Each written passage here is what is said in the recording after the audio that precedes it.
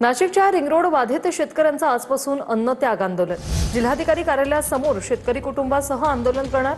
मंत्र्यांनी आश्वासन देऊन शेतकऱ्यांच्या मागण्या पूर्ण होत नसल्याने पुन्हा आंदोलन। जुन्या आराखड्यानुसार रिंग रोड होत नाही तोपर्यंत आंदोलन सुरूच ठेवणार अशी भूमिका घेण्यात आली।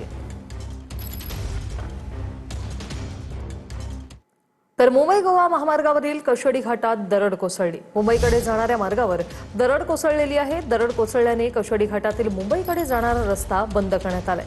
दरड हटवण्याचं सध्या काम युद्ध पातळीवर सुरू आहे।